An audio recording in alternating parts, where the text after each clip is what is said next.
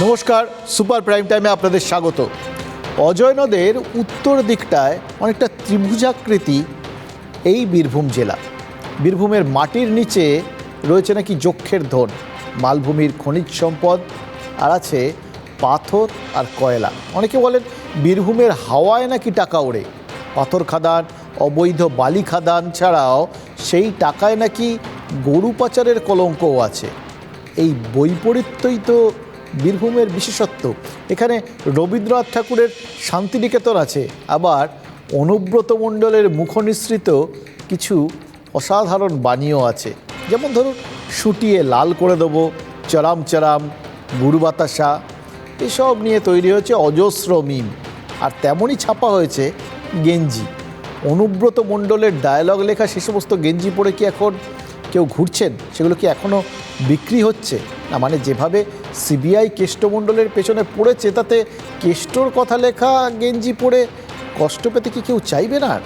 এসব এখন প্রায় সবাই জানেন। যেটা এখনও অনেকে জানেন না, সেটা হলো 2011 সালের আগে অনুব্রত ঠিক কী ছিলেন, কি করতেন, তার উল্লেখযোগ্য অবদান কি কি। আর না জানলেও তাতে কি খুব বেশি কিছু এসে যায়? বরং 2011 সালের পর অনুব্রত মণ্ডল অনেক বেশি আকর্ষণীয়। যারা রাজনীতি ফলো করেন তারা বলেন, যখন দল ক্ষমতায় আসে তখনই অনুব্রত মণ্ডলদের প্রয়োজনটা বেশি হয়। ক্ষমতায় আসার আগে সেই পথ করতে অবশ্য প্রয়োজন হয়, কিন্তু তার আগে তারা কি করতেন, ক্ষমতা চলে গেলেই বা কি করবেন, সেগুলো একেবারেই অবান্তর। কেউ কি জানেন লক্ষণ শেঠ এখন কি করছেন? কজন জানেন অনুজ পাণ্ডের পরিবারের কি হলো? মাঝে মধ্যে খবর আসে ওই মজিদ মাস্টারের বিভিন্ন ব্যাপারে। শোনা যায় শাসনের এক সময়ের শাসক তিনি নাকি এখন চাল বিক্রি করেন বাজারে, বাড়িতেও যে ফিরতে পারেন সব সময় সেরম না। ফলে কে কি করতেন বা করেন সেটা না, ক্ষমতায় থাকার সময় কি করেন বা করতেন সেটাই আসল। অনুব্রত মণ্ডলও তো একসময় মাছের ব্যবসা করতেন, এবং প্রথমে করতেন কংগ্রেস, তারপর মমতা বন্দ্যোপাধ্যায়কে অনুসরণ করে তৃণমূল। মমতা বন্দ্যোপাধ্যায়কে তিনি প্রচণ্ড মানেন। অনুব্রত মণ্ডলকে মমতা বন্দ্যোপাধ্যায়ও যথেষ্ট স্নেহ করেন, তার স্নেহের কেষ্ট, এবং সেটা বিভিন্ন সময়ে বোঝা গেছে। মনে নেই মুখ্যমন্ত্রী কি বলেছিলেন একটা সময়? এই তো কেষ্ট বসে আছে, ওর পেছনে কেউ কেউ লাগে নানা রকম ভাবে, কিন্তু ভালো সংগঠক, ভালো কাজ করে আমি জানি, কিন্তু ওর একটা প্রবলেম আছে। আপনারা অনেকে জানেন না, ও নিজে সুস্থ খুব একটা বেশি নয়, ওর অক্সিজেন কম যায়, এটা বুঝতে হবে ব্যাপারটা। মুশকিল হচ্ছে এই বিষয়টা কি সিবিআই বুঝতে পারছে? জল্পনা উড়ে বেড়াচ্ছে পার্থ চট্টোপাধ্যায়ের পর নাকি অনুব্রতকেও গ্রেফতার করতে পারে কেন্দ্রীয় তদন্তকারী সংস্থা। সূত্রের দাবি, অনুব্রত মণ্ডল মুশকিলে পড়তে পারেন এমন অনেক তথ্য নাকি এখন সিবিআই এর হাতে। সত্যি নাকি জানি না, কিন্তু এসব নিয়ে কিছু কথা আজ বলতেই হবে, যে কথাগুলো আজ না বললেই না।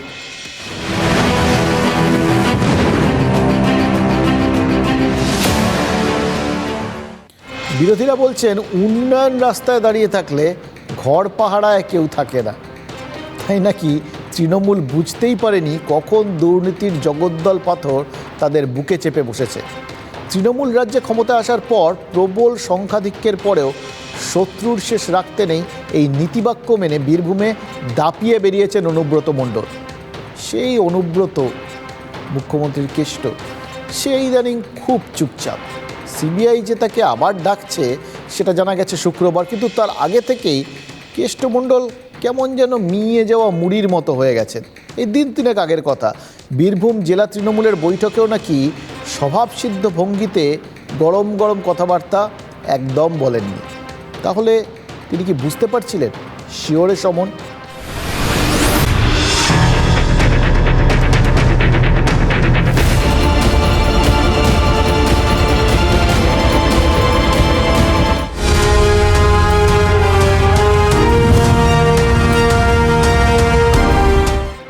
নিয়োগ দুর্নীতির তদন্তে টাকার পাহাড় দেখে ফেলেছেন রাজ্যবাসী।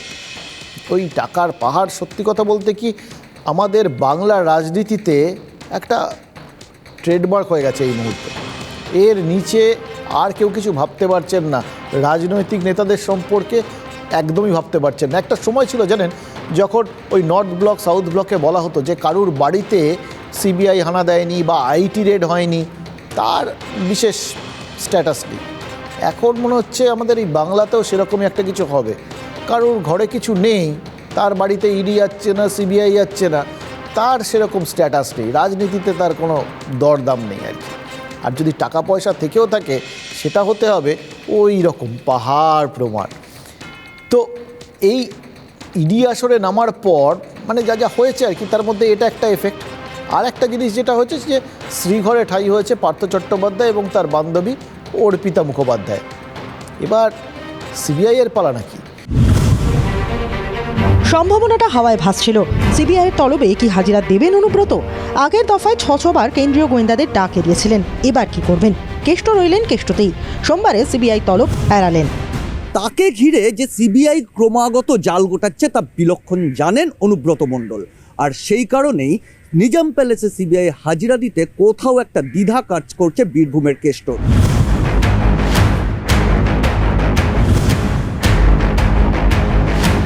গরু পাচার মামলা গুটিয়ে আনতে চায় সিবিআই। গত বুধবার কেষ্ট ঘনিষ্ঠ 3 জনের বাড়িতেই দিনভর তল্লাশি চালান গোয়েন্দারা। মেলে গুরুত্বপূর্ণ একাধিক নথি। আর তারপরই বীরভূমের স্ট্রংম্যানকে ডেকে পাঠায় সিআইডি। সোমবার বেলা 11টায় তাকে নিজাম প্যালেসে হাজির হতে বলা হয়। শুক্রবার ডাক পাওয়ার পর থেকে মুখ খোলেননি অনুব্রত। যাবেন হাজিরা দিতে? প্রশ্ন ঘুরপাক খেতে শুরু করে। রবিবার দুপুরে কেষ্টর বাড়ির সামনে তোড়জোড় দেখা যায় লোটা কম্বল গুছিয়ে গাড়িতে তোলা হচ্ছে। সত্যিই কি সিবিআই দফতরে যাওয়ার তোড়জোড়? জল্পনা যখন সবে দানা বাঁধছে, তখনই ঘনিষ্ঠ মহলে কেষ্ট জানান সিবিআই দফতরে নয়, তিনি চলেছেন এসএসকেএমে। কেন্দ্রীয় গোয়েন্দাদের ফোনে কেষ্ট জানিয়েছেন সোমবার এসএসকেএমে তার পূর্ব নির্ধারিত চেক আপের ডেট। ফিস্চুলার সমস্যা বাড়ায় চেক আপ করানো অত্যন্ত জরুরি। সে কারণেই সোমবার তার পক্ষে হাজিরা দেওয়া সম্ভব নয়। মেল করে হাজিরা এড়ানোর কথা সিবিআইকে জানিয়ে দেওয়া হবে দ্রুতই। কেষ্ট হাজিরা এড়াতেই ময়দানে বিরোধীরা। দেখুন, জানেন একবার হাজিরা দিলে আর বেরোতে পারবেন কিনা সন্দেহ আছে। ওনার খাঁচাটাও প্রায় রেডি এখন। আমার মনে হয় উনি গেলেই ওনার সম্পর্কে যা তথ্য প্রমাণ পাওয়া গেছে বলে আমরা মিডিয়ার মাধ্যমে জানতে পারছি, সেগুলো যদি সত্যিই থাকে সিবিআইয়ের কাছে, উনি গেলে আর ফিরতে পারবেন না। একবার বিদায় দে মা, ঘুরে আসি বলে আর চান্স নেই। দিদি মোটামুটি কাঁধ থেকে ঝেড়ে ফেলেছে। দিদি বলছে তুমি নিজে নিজে অক্সিজেন নাও, নিজে নিজে অক্সিজেন নিয়ে বেঁচে থাকো। ওই তো এখন বলছে নিজে নিজে অক্সিজেন নাও, আমি আর নাই অক্সিজেন সাপ্লাই আমি আর করতে পারবো না, নিজে নিজে অক্সিজেন নাও, নিজে নিজে বেঁচে থাকো। যদিও দ্রুতই তিনি হাজিরা দেবেন, সিবিআইয়ের কাছে এমন বার্তাই পৌঁছে দিতে চান কেষ্ট অনুগামীরা। তিনি এসএসকেএমে তার মেডিকেল টেস্টের কথা বলে এ দফায় সিবিআই হাজিরা এড়ানোর একটা চেষ্টা করছেন, কিন্তু সেই সঙ্গে এটাও জানেন অসহযোগিতা করলে সেটাও কিন্তু তার বিপদ বাড়াবে। আর সেই কারণেই কেষ্টমণ্ডলের ঘনিষ্ঠদের দাবি এসএসকেএমের চিকিৎসা পর্বের পরে তিনি হঠাৎ করে সিবিআই দপ্তরেও পৌঁছে যেতে পারেন এবং সিবিআইকে বারবার তার আইনজীবী সহযোগিতার বার্তাই দিতে চাইছেন। গত বুধবার বীরভূমে একসঙ্গে 8 জায়গায় তল্লাশি চালিয়েছে সিবিআই। কেষ্টর আশীর্বাদধন্য টুলু মণ্ডল, কেরিম খানদের বাড়িতে ঢু মেরেছিলেন কেন্দ্রীয় গোয়েন্দারা। সেখান থেকেই কি পোক্ত কিছু পেয়েছেন তারা? না হলে আবার কেন সিবিআই তলব? এবার সিঁদুরে মেঘ কি দেখছেন কেষ্ট?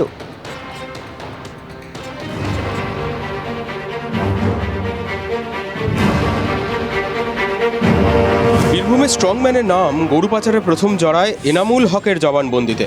সেই সূত্র ধরেই সিবিআইয়ের জালে ফাঁসেন অনুব্রতর ডানহাত দেহরক্ষী সাইগাল হোসেন। বুধবার তল্লাশি হয় কেষ্ট ঘনিষ্ঠ আরও 3 জনের বাড়িতে। টুলুর শিউড়ির 3টি বাড়ি, মোহাম্মদ বাজারের 2টি অফিস ও একটি পেট্রোল পাম্পে টানা তল্লাশি চালায় সিবিআই।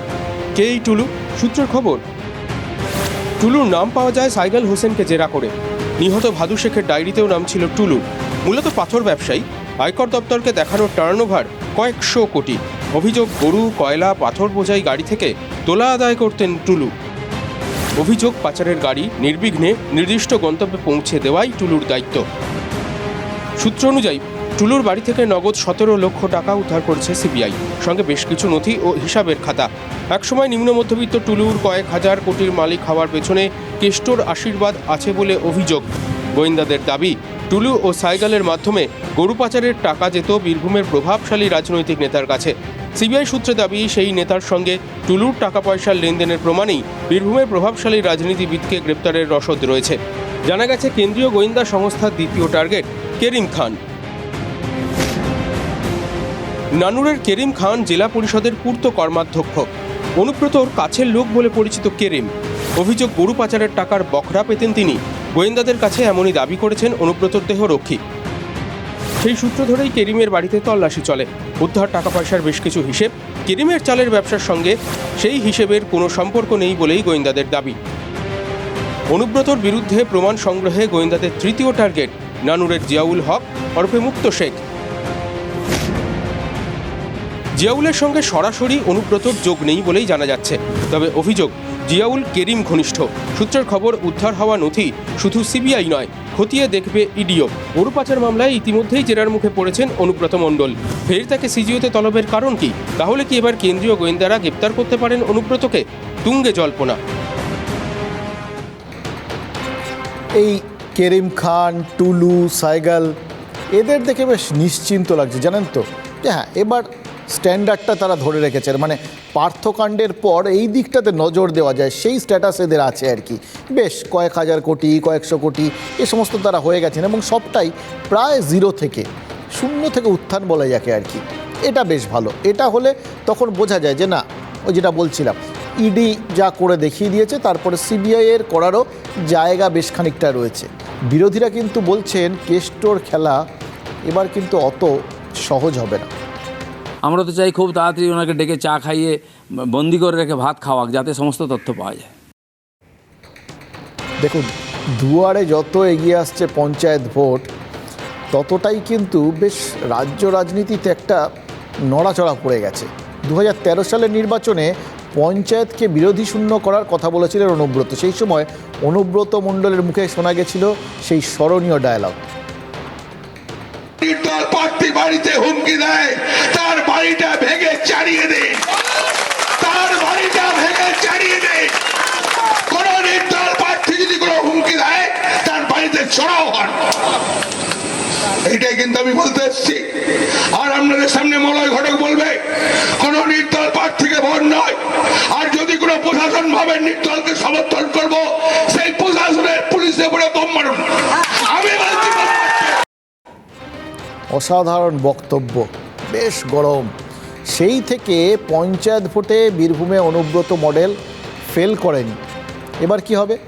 যদি গরু পাচার তদন্তে অনুব্রত মণ্ডলকে সিবিআই সত্যি সত্যি গ্রেফতার করে, তাহলে কেষ্ট কারাগারে গেলে কি বীরভূমের রাজনীতিকে অন্যরকম একটা চোখে দেখতে হবে? মানে বীরভূমের রাজনীতিতে আকাশ পাতাল বদল ঘটে যেতে পারে।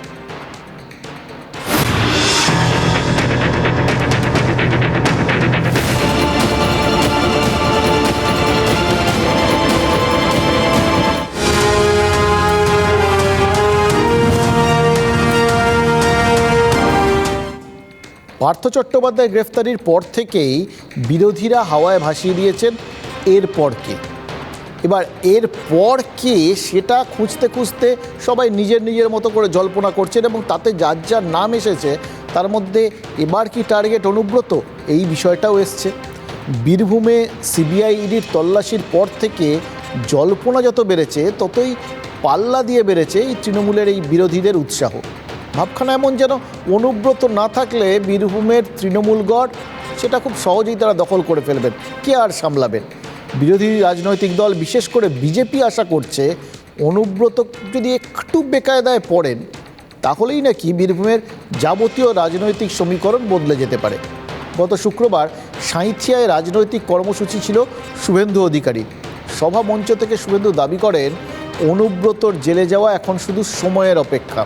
শুধু গরু পাচার তদন্ত নয়, বিরোধী দল নেতার দাবি নিয়োগ কেলেঙ্কারিতেও অনুব্রতর যোগাযোগ খুঁজলেই পাবেন তদন্তকারীরা। শুভেন্দুর কথার কি জবাব দেবে তৃণমূল? তৃণমূলের বীরভূম জেলার সহসভাপতি মলয় মুখোপাধ্যায় বিজেপির অন্দলের কোন্দলের দিকে আঙুল তুলেছেন, কারণ সেটাও তো মোটামুটি সর্বজন বিদিত একটা বিষয়। এটা কিন্তু আমাদের রাজনৈতিক দলগুলোর খুব ভালো জিনিস, তাদের ভেতরের খবর খুব একটা চাপা থাকে না, প্রত্যেকেই নিজেদের অন্দরটাকে হাট করে খুলে রেখে দেন এবং সবাই সেটা বুঝে যান, তার জন্য বিরোধী হওয়ার দরকার পড়ে না। তো দিল্লি নেতাদের কাছে প্রিয়পাত্র হয়ে উঠতে শুভেন্দু গরম গরম কথা বলছেন, এটা এটা এটা তাদের বক্তব্য আর কি, মানে তৃণমূলের বক্তব্য। এবং তাদের বক্তব্য যেসব বলছেন বটে, কিন্তু এগুলো যতই তারা ঢাকার চেষ্টা করুন বা শুভেন্দুকে আঘাত করে তারা নিজেদের একটা শক্ত জমিতে তোলার চেষ্টা করুন, কথাগুলো কি এই মুহূর্তে খুব বিরাট বিশ্বাসযোগ্য শোনাচ্ছে?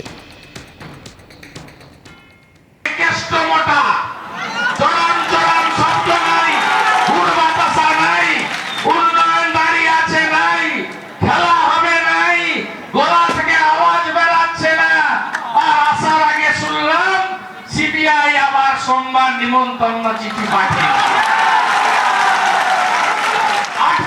দিয়েছে।